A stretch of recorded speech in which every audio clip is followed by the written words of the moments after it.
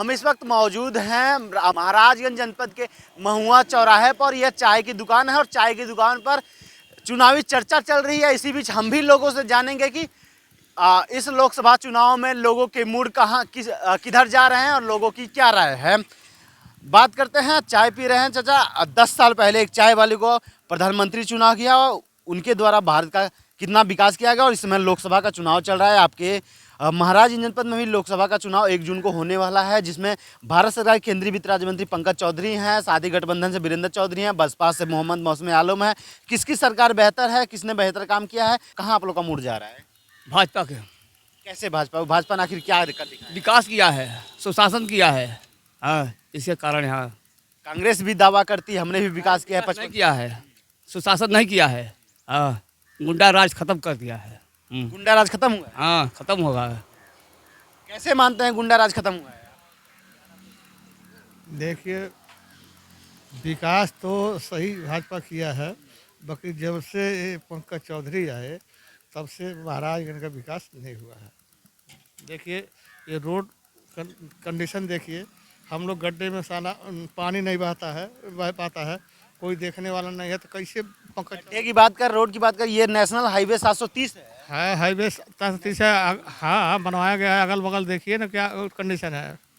खाली रोड भर से नहीं काम चलेगा। और किस तरह का विकास चाहिए फिर? और किस तरह का विकास चाहिए? मान लीजिए बगल में नारी बनवा दिया जाए, उसको सुधार किया जाए, वही विकास चाहिए। और क्या चाहिए? वो विकास क्या विकास है बताइए? रोड बन गया, गड्ढा वैसे पड़ा है, खन के मट्टी उठा ले गए लोग। कह रहे हैं विकास नहीं हुआ है, क्या आप कहना चाहेंगे? नहीं, विकास तो हुआ है। ये जो रोड जो नेशनल हाईवे ये सब हुआ है। बस ये एक समस्या है, यहाँ के लोगों को रोजगार, जो कंपनी या फिर जो है, हाँ, ये सब जो बाहर जाते हैं कमाने, वो सब यहीं रुके, यहीं कमाए। बस यही कहें। महाराज जनपद जो है बहुत ही छोटा जनपद माना जाता है, भारत नेपाल सीमा सटा हुआ है। ऐसे में रोजगार को लेकर बड़ी समस्या है। यहाँ कोई बाहरी कंपनियां उद्योग लगाना नहीं चाहती हैं, चूँकि आपके केंद्रीय वित्त राज्य मंत्री पंकज चौधरी लगातार मेहनत कर रहे हैं कि उद्योग कंपनियां जो हैं बड़े बड़े उद्योग लाकर स्थापित करें, लेकिन उद्योग नहीं लग पा रहे हैं। उसके बावजूद रोजगार नहीं है, तो उस पर क्या कहना चाहेंगे आप? हम बोलना है क्या कहना चाहेंगे दादा? आप चाय पीने जा रहे हैं, क्या कहना चाय चाहेंगे? पिए जाते हैं। क्या कहना चाहेंगे बताइए, किस तरह के मुद्दे होने चाहिए इस बार चुनाव में? विकास तो बटले बा, अब कौन विकास चाहिए? हाँ, और क्या मुद्दे होने चाहिए आप लोग की? मूलभूत सुविधाएं क्या कुछ मिली हैं क्या? सब सुविधा बा, राशन फ्री मिलते बा, अब का चाहे खाए के? हाँ, खेते के पैसा होता बा, सब चीज़ के व्यवस्था बटले बा, का चाहे? हाँ, क्या मुद्दे होंगे इस बारी? पंकज चौधरी, कांग्रेस, बसपा या फिर अन्य कोई चेहरा देखना चाहेंगे आप लोग? अब अन्य कोई चेहरा तो भी जनपद में उस तरह से अच्छा नहीं दिखाई दे रहा है जिसको प्राथमिकता के साथ लाया जाए। और अब विकास की क्या बात किया जाए? अभी देखिए, हमारे यहाँ पूर्वांचल में किसान बाहुल्य क्षेत्र है और गन्ना लोग बोते हैं, गन्ना से लाभ भी मिलता है। 3 शुगर फैक्ट्रियाँ बंद पड़ी हुई हैं और उसके लिए प्रयास माने सभी नेता लोग किए भी हैं और कर रहे हैं। पता नहीं क्यों नहीं चल पाई। अगर चलती तो हमारे किसान भाइयों की ज़्यादा फ़ायदा होता, ज़्यादा लाभ होता। तो मैं तो यही चाहूँगा और संदेश देना चाहूँगा कि अगर ये फैक्ट्रियाँ चल जाती किसी तरह से, तो जितने हमारे किसान भाई हैं जो गन्ना बाहुल्य क्षेत्र के हैं, उनको कुछ लाभ मिलता। किसानों का तो जनपद माना जाता है, मिनी पंजाब भी कहा जाता है। ऐसे में इसके अलावा और क्या मुद्दे होने चाहिए जो मूलभूत सुविधाएं जनता को ना मिलती हो? आप लोग आम जनमानस हैं। नहीं, अब इस समय तो लगभग सारी सुविधाएं जनता को मिल रही हैं और जिनको नहीं मिल रही हैं या तो लेना नहीं चाहता है या वो एक्टिव नहीं है। जो एक्टिव व्यक्ति है, निश्चित रूप से सारी सुविधा जो मिल रही है उसको मिल रहा है, प्राप्त हो रहा है। तो गवर्नमेंट इसके लिए तो बहुत अच्छा प्रयास की है। 6 वर्ष से सत्ते पे काबिज हैं पंकज चौधरी, कैसा रहा इनका कार्यकाल? कार्यकाल तो अच्छा रहा। जो सुविधा है गरीब अमीर सबको मिल रहा है, जो उस लायक हैं। सरकार अच्छी चल रही है। बाकी तो जिसकी सरकार है तो उसकी बुराई तो होता रहता है। पूर्व की सरकारों भी दावा करती हैं कि हमने भी चौमुखा विकास किया है। अब जो सरकार वो तो अपना दावा कर रही है, लेकिन तो गरीब जनता जो भी है वो देख रही है कौन क्या कर रहा है। सबको अब चुनाव आ गया नज़दीक, किसी के कहने से वोट तो नहीं, जिसको जहाँ देना है वोट वहीं देगा इंसान। जहां वोट देना। चाचा, लगातार प्रतिदिन सैकड़ों की संख्या में लोग आपके यहाँ आते हैं, चाय जलेबी का सेवन करते हैं, और क्या कुछ राजनीतिक मुद्दों पे चर्चा होती है? क्या लग रहा है लोगों, जनता की मूड किधर जा रही है? आप क्या देख रहे होंगे? सब तो बढ़िया है। नहीं, आपके यहाँ चर्चा होती है, लगातार चर्चा होती है, जनता की मूड क्या सुनते हैं आप प्रतिदिन? दुकान होना ना रहने कैसे पता ही हमें। ठीक है, ये दुकान पे नहीं रहते। आप लोग बता दें क्या जनता की मूड है इस बारी, इस लोकसभा चुनाव में क्या बदलाव होना है, या फिर वो पुनः पंकज चौधरी को मौका दिया जाएगा सातवीं बार? ऐसा है किसानों को, हाँ, कुछ जो राशन फासन जो मिल रहा है, जो भी मिल रहा है, उससे जिंदा नहीं रहेंगे। अपने शक्ति से, कर्म बल से जिंदा रहेंगे। खाद की आवश्यकता है, पानी की आवश्यकता। किसानों को मुद्दा पर किसान सुखी नहीं है, नहीं। किस तरह का मुद्दा उनको सुखी कर पाएगा? क्या समय से सब कुछ हो ही नहीं पा रहा, कोई सुन ही नहीं रहा है। हाँ, कोई झगड़ा कर लिया तो दोनों पार्टी बंद कर दे रहे हैं और उस पर वो अपना मुकदमा लड़ रहे हैं, कोई सुनने वाला नहीं है। तो आप क्या चाहते हैं, एक ही पार्टी को बंद किया जाए? नहीं, उसको क्या किए हैं क्या नहीं किए हैं उसको सुन लिया जाए, तब दोनों को बंद किया जाए। बाहरी आपके साथी चाय पी रहे हैं, उन्होंने कहा कि कानून का राज चल रहा है, मजबूत कानून हुई है, नहीं राज खत्म हुआ है। नहीं खत्म हुआ है। जो चाहता है जिसको दबा देता है, जो चाहता है जिसको जो चाहता करता है। किसान बहुत दुखित हैं। हाँ, पहला किसानों का कर्जा माफ़ करेंगे, लेकिन हुआ नहीं। जो कहते हैं नेता उल्टा कहते हैं। क्या पूर्व की सरकारों में माफ किया जाता था? अरे क्या बताया जाए, ये सब हम ज़्यादा नेतागिरी नहीं करते, हम किसान आदमी हैं। अच्छा, किसानों के इतर अलग कोई मुद्दा आम जनमानस? हम दुखित हैं, हर चीज़ करते। ये तो कागज़ का दौड़ा, ये कर दो वो करो, ये किसान सम्मान निधि नहीं पाते? ये तो नहीं। जैसे ऐसा है कि देखिए, अगर जो कोई गाड़ी किसान सम्मान निधि मिलता नहीं? हाँ, मिलता ही नहीं किसान सम्मान निधि। उससे क्या होगा? हाँ, उससे कुछ होगा नहीं। तब किस तरह का लाभ चाहते हैं आप? वो ऐसा है, देखिए, कोई अधिकारी कोई सुनने वाला नहीं है। हाँ, बस यही जान लीजिए। और कोई भी विकास नहीं सही हो रहा है। हाँ, कि वो सड़क उड़क बन रही है। क्या हुआ महाराजन में क्या हुआ है? जब से पंकज चौधरी हैं, हम बचपन से उनके यहाँ भी जाते थे। रात रू तेल जब कूट कर बनता था, लेकिन तो उनका सब नीति सही है, लेकिन तो यहाँ आते नहीं हैं, जनता को खुशहाल नहीं करते हैं। हाँ, वोट तो दिया गया, जिताया गया, इतना मेहनत किया गया, ले तो दुखित है जनता। प्रधानमंत्री आवास मिल रहा है, घर घर राशन मिल रहा है, उसके बावजूद भी आप कह रहे हैं कि विकास नहीं हुआ है। नहीं, किसान सम्मान निधि भी मिल रहा है। अरे वो पहले ही शुरू में किसानों का कर्जा माफ़ करेंगे। हाँ, उसमें छाँटबीन करके क्या क्या हुआ, बड़े को लोगों का हो गया, छोटे लोग परेशान हैं। इनकी समस्या है किसानों का कर्जा माफ़ नहीं किया जा रहा है। आप क्या कहेंगे, इस बारी किस मुद्दे पर चुनाव हो रहा है, किस मुद्दे पर आप लोग अपना मूड बनाए हुए हैं? लोकसभा का चुनाव हो रहा है, किस मुद्दे पे आप लोग? उनसे बात होगी, आप बताइए। आप भी आम जनमानस से अपनी मूलभूत सुविधाओं को लेकर आप भी लगातार लड़ते रहे होंगे, किस मुद्दे पे इस बार चुनाव जा रहा है? हम तो नहीं जानते किस मुद्दे पर जा रहा है, क्या बताएं। विकास नहीं हुआ है आपके यहाँ महाराज? क्यों नहीं विकास हुआ है? वही मैं जानना चाह रहा हूँ, किस मुद्दे पर चुनाव जा रहा है? विकास के मुद्दे पर, रोजगार के मुद्दे पर? इनसे बात करा दीजिए। उनसे तो बात हो गई है। ये सभी आम जनमानस है जो चाय पर चर्चा करती है, और उनसे हमने चर्चा की। हाँ, बोलिए। क्या कहना चाहते हैं? जैसे यहाँ बात हुई है, लोग कह रहे हैं कि किसानों का कर्जा माफ करेंगे। हम ये पूछना चाहते हैं, किसान है कहाँ? आप सिर्फ धान गेहूँ बो देने से किसान हो जाएंगे? पराली जला रहे हैं, आपको अपनी चिंता है, दूसरे और लोगों की चिंता नहीं है।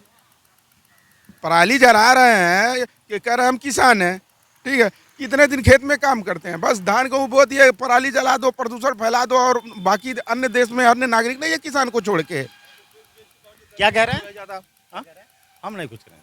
जवाब दीजिए, उन्होंने तो किसानों का मुद्दा उठाया।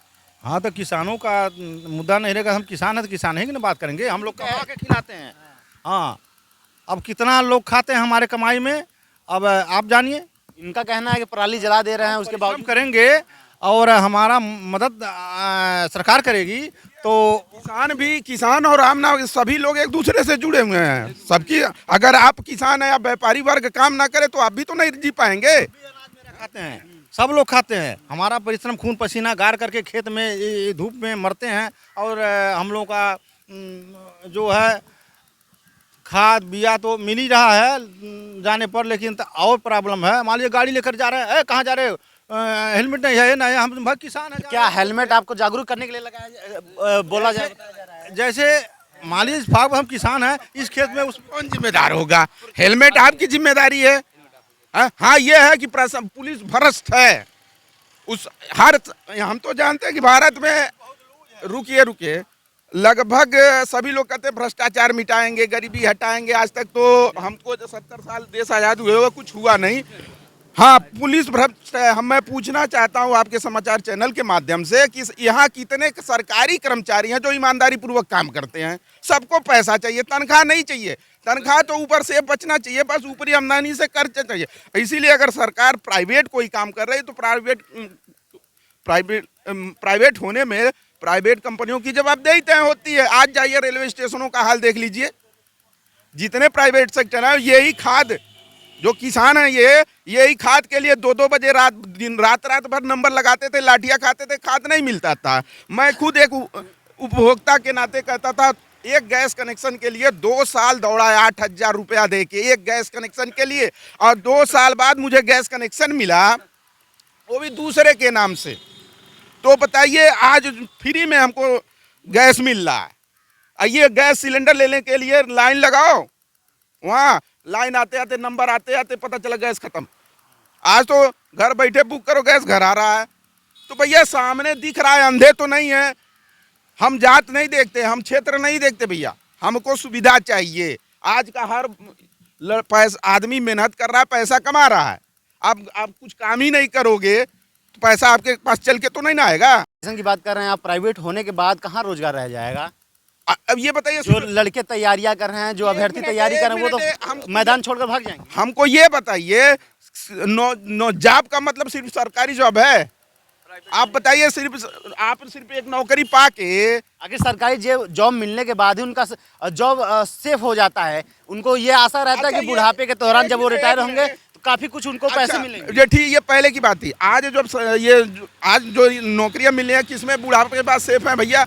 पेंशन तो नहीं, पेंशन खत्म हो गया ना, पेंशन तो खत्म हो गया ना। पेंशन तो खत्म हो गया, लेकिन पीएफ के रूप में तो मोटी रकम मिल जाएगी। वो ठीक है।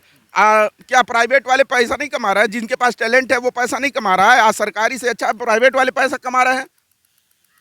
लेकिन प्राइवेट में ये आपको निश्चिंत नहीं रहता है कि कब आपको निकाल बाहर फेंक दिया जाएगा, और सरकारी में ये है कि यदि आप सस्पेंड भी किए तो उसके बाद बहाल हो जाएगा। 1 मिनट, आप हमसे पूछ रहे हैं सवाल, जिंदगी का कोई ठिकाना है? अभी पूछ रहे हैं, सड़क पे हम जा रहे हैं, लड़के मर जाए तो कोई ठिकाना कि कौन भविष्य सोचता है? क्या प्राइवेट नौकरी में मरने के बाद आपकी पत्नी को नौकरी दिया जाए, ये क्या इस बात का दावा करेंगे आप?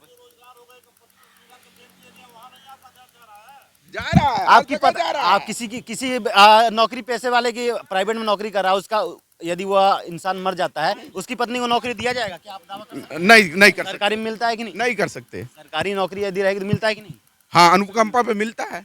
तो फिर किस बात के लेकर प्राइवेटेशन के? क्या प्राइवेटेशन नहीं होना चाहिए? सिर्फ सरकार ही सारी नौकरियां दे। आखिर क्यों विरोध में है सरकारी नौकरियों के? कि हम विरोध नहीं है भैया, हम सरकारी नौकरियों के विरोध में नहीं है, लेकिन हम ये कहते हैं कि सिर्फ सरकारी नौकरी ही एक विकल्प नहीं है।